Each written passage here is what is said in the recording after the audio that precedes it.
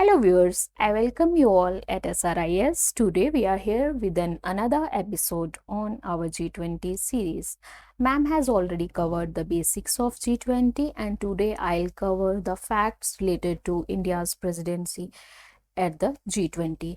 So the theme for today is India's initiative at the G20 presidency. So I will discuss all the initiatives which India has taken till now during its G20 presidency so that you can enrich your mains answer.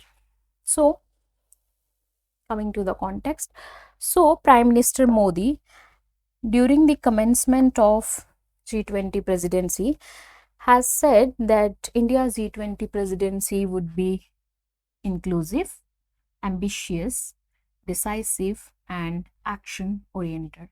So, what all these mean here?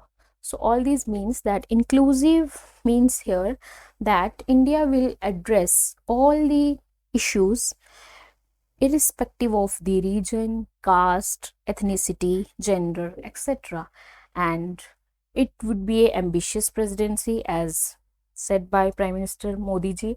Then decisive. Decisive here means that India will not just discuss debate, we will definitely come with the final outcomes, that there will be final outcomes of the discussion, debate, there will be concrete results. And action oriented. Action oriented means that we will not just sign the papers, we will not just come out with the final outcomes, we will take required actions in this particular direction also, so that the presidency will be a win-win situation for all the members. Then, as a nation that is deeply committed to multilateralism. So, it is important here. Why I am focusing on multilateralism? Because, as you all know, even prior to independence, India has been a strong supporter of multilateralism. Why? Because India signed the UN Charter in October 1945, even prior to independence, and India was one of the founding member of the UN as well. So this shows that since the beginning, India has a strong commitment towards strengthening and promoting multilateral institutions. That is why G20 presidency is a very significant moment in India's history, because as a nation who always supported multilateralism and continuing doing so, G20 presidency is an opportunity for India to showcase its skills and strengths. Moving on to the next slide. So, India's G20 presidency. So, it will be interesting to note that the India's G20 presidency, during its presidency, around 200 meetings in 26 different around 200 meetings in 56 different locations across the country has been conducted till now. From Srinagar to Dholabira to Puri, the G20 logo has been illuminated over 100 monuments. This shows that the G20 belongs to the entire nation. This also shows that G20 in India is not only for the government, it is for the people and it is celebrated by whole India.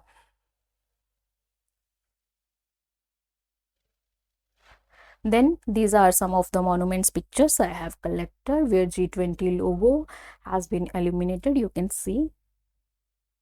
Coming to this, these are some posters I have collected from the websites which shows the wherever G20 summit meetings has been held, like in Srinagar, Nagpur, Karnataka, Guwahati, Goa, UP and many other states. I can't put all here. So then coming to the most important part, which is the topic of today's discussion, that is India's initiative at the G20. So here we will understand what all initiatives India has taken at the G20. So first is global narrative presented the voice of global south. So what does it mean here? So India has always been an advocate of the global south, has always supported global south or the third world at every international regional forum. So why it is important here? Because India during its presidency has proposed that we should include African Union as the 21st member of the G20.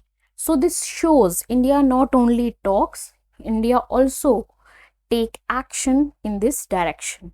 Then coming to next, presented huge diversity of our tradition like the value of democracy, sustainable development, yoga, etc. So during its presidency, through various cultural programs, various themes, India has tried to showcase the world its cultural values, its tradition. So, initiatives by finance track. So, as ma'am has already discussed in her video that in G20 there are two tracks. First is finance track and second is Sherpa track. I will not go more deep into that. So, I will just discuss finance track. It was headed by our finance minister Nirmala Sitharaman ji and RBI governor Shaktikant Das ji. So, what was the theme set by the finance track? First was food and energy security. So it is very important here. As you all know, the world is going through a geopolitical and geoeconomic crisis like Russia Ukraine war, high inflation, as you have already seen the crisis in Sri Lanka and Pakistan. So this was the major theme. Then handling the global debt vulnerabilities and strengthening multilateral banks. Why strengthening multilateral banks? Because multilateral banks like IMF, NDB, AIIB, they gave or they give loan to the nations for their developmental projects. So it is important to strengthen these institutions. Next is resilience and sustainability trust. It is important to note here that during India's presidency, Resilience and Sustainability Trust has collected 45.5 billion, which is a huge amount. And also Poverty Reduction and Growth Trust has collected almost 24.2 billion. And what are they? Resilience and Sustainability Trust is a branch of IMF, International Monetary Fund, and it provide funds, or we can say loan, to the developing nations for building resilience against climate disasters. Then Poverty Reduction and Growth Trust, it provide concessional loans or loans on zero interest rates to the poor nations for growth related projects.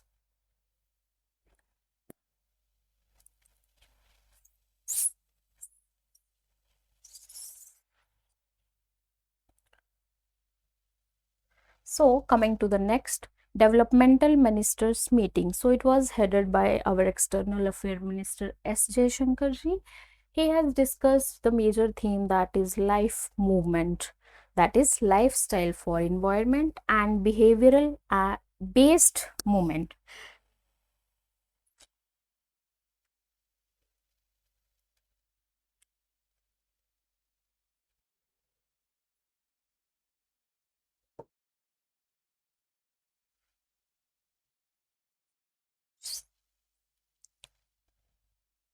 Yeah. So coming to the third, that is developmental ministers meeting. So the chairperson for this meeting was External Affairs Minister Dr. S. Jaishankarji, and the major theme was life movement, lifestyle for environment, that is behavioral based movement. So what this behavioral based movement mean? It means that we should adopt or we should inculcate all those habits in our lifestyle which are pro planet, pro environment, or pro nature. So a good example is here, you must have seen in the news or in videos, Prime Minister Modi was wearing a jacket made of recycled plastic bottles, which shows India's approach towards the planet or India's pro planet approach. Then implementation of SDGs 2030 agenda. So you all know that SDG stands for Sustainable Developmental Goals, and UN has set 17 major goals under this 2030 agenda, which we have to achieve till 2030. But during the debate and discussion, it was recognized that we haven't done much in this direction, and more efforts and dedicated efforts are required to fulfill this agenda. So, during the discussion, it came out that a greater push is required to fulfill the 2030 agenda. So, this is also a important point from Main's perspective.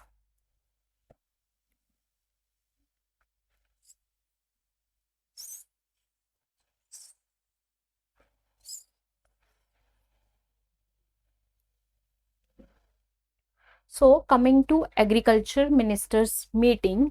So, in this meeting, a greater push was given to millets. Why? Because 2023, as you all know,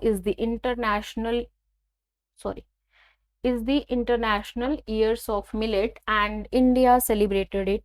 And in during this meeting, high level principles on food security, nutrition were adopted, and more importantly, during this, India strongly promoted the millet cultivation. Why?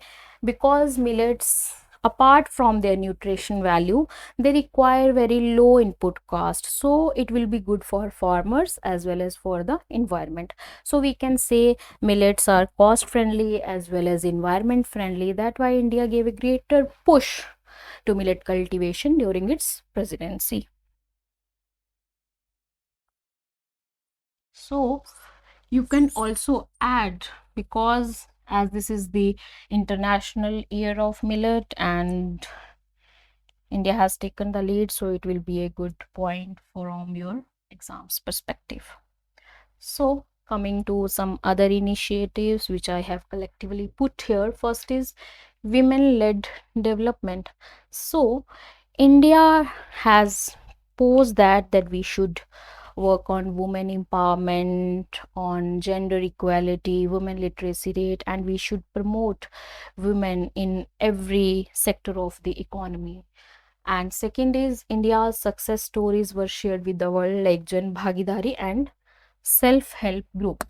So you all must be knowing what is Jan Bhagidari and self-help group. Jan Bhagidari is basically an initiative by the government in which they you know they ask civil society to participate in governance, like through you give feedback, you give online support system and all that, by which you participate in day to day governance. Then self help groups. So self help group is basically a community of 10 to 15 members in which they collect some money and give to the person required. Like, you must have seen this in rural areas where women come together, they contribute every month in a fixed amount, and then whoever needs it, they give to it. So this is basically self help group. Like, in simple words, we can say self help group is a group in which people come together to uplift their life. That's simple. Then India has introduced Startup 20 group. So Startup 20 group is a group uh, which basically focus on like how we can create a $1 trillion startup ecosystem. So they have shared some ideas, they have given their insight, like how in the upcoming years we can give a greater push to the startup, which will ultimately help the economy as well.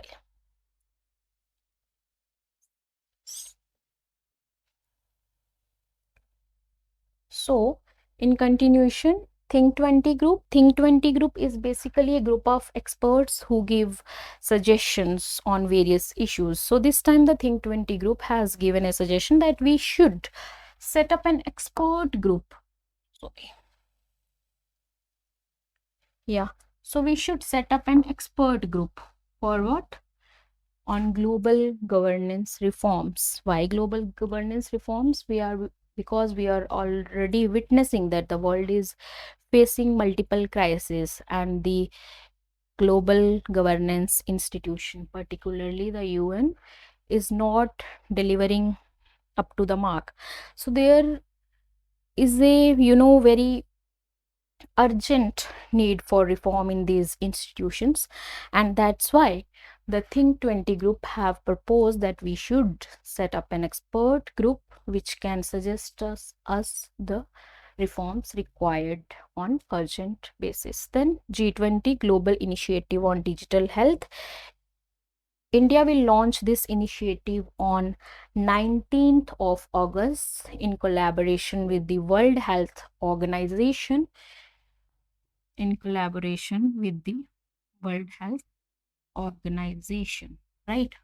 So, which will connect the digital health ecosystem. So, this initiative will help to enhance the healthcare system not only in G20 member nations but in the whole world. Then new engagement groups, through discussion and debate, they brought in greater thinking and understanding of the ongoing global issues, like what are the ongoing global issues and how we can tackle these issues and what are the effective ways to deal with issues. So